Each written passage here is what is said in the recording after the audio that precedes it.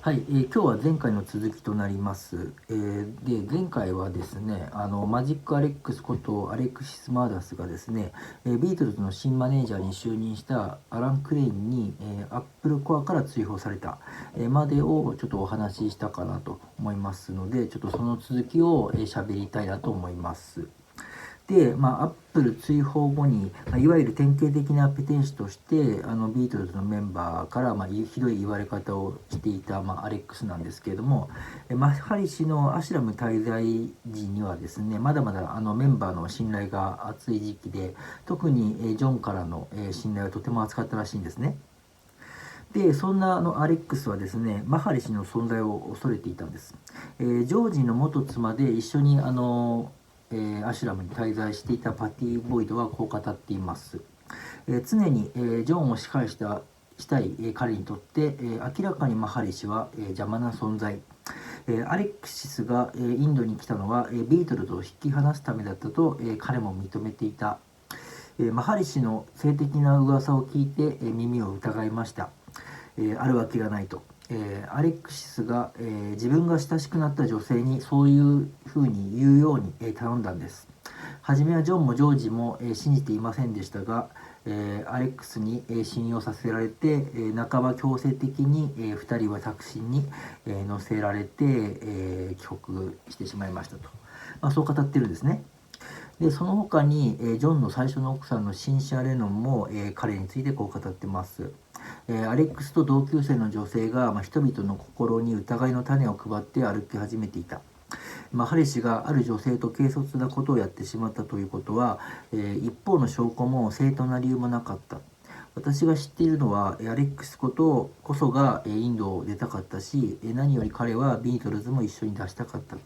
ジョンもジョージも混乱の中に放り出されてしまったというふうに、証言しております。で、ビートルズのメンバーの、ポールはですね、1998年に、出版した告白本「Many Years From Now」の、中で、こういうふうに、記しています。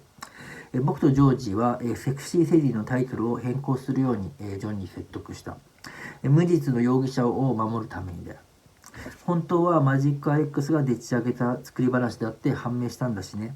僕はあの話は全て嘘だったと思っているというふうに、ポール・マッカートニー本人もですね、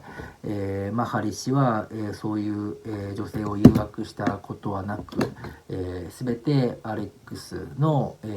作り話だというふうに、断定しているというふうになっています。で、ジョンもその後に、改心したというか、ハリ氏のことを、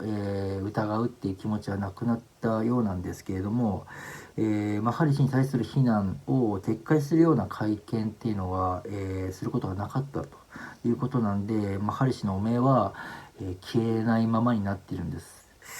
ただ80年代に入ってですね、ジョージとポールは、マハリ氏に正式に謝罪したそうでして、特に、ジョージはインドにも何度も訪れて、マハリ氏に会い続けていたそうなんです。1991年に、ジョージがオランダにいる、マハリ氏を、訪問した時のエピソードがありまして、ですね、ビートルズが、アメリカのテレビに初めて登場した時に、その時間帯にはアメリカでほとんど犯罪が起こらなかったというんですけれども、このことを、ハリ氏が聞いた時にですね、ビートルズは地上の天使のようだと思ったと。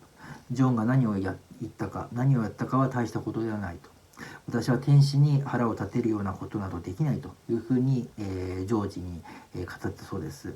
ハリ氏からこういう、すごく感謝するような言葉を聞いてですね、ジョージは思わず、泣き崩れてしまったそうですね。でビートルズから、突然の、疑惑をかけられて、去られてしまったハリ氏ですが、それから食欲も落ちてですね、元気もなくなってしまったそうです。で、ビートルズについての、ことも、話さないし、自分にかけられた疑いに対しても、特に喋らないという感じで、だったんですけれども、徐々に、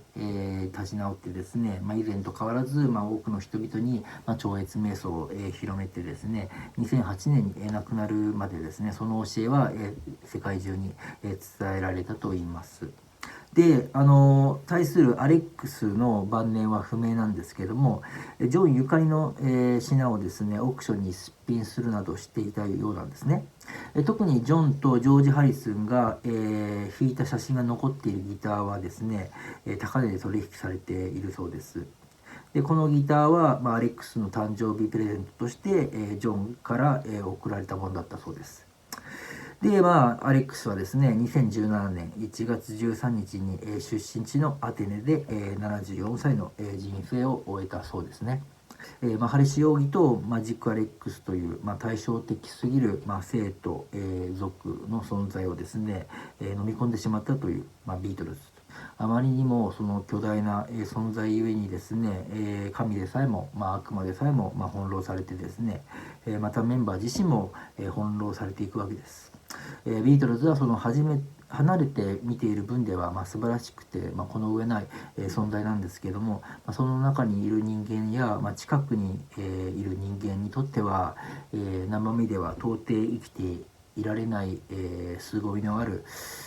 恐ろしい存在なのかもしれないなというふうに、感じました。はい、以上でございます。ありがとうございます。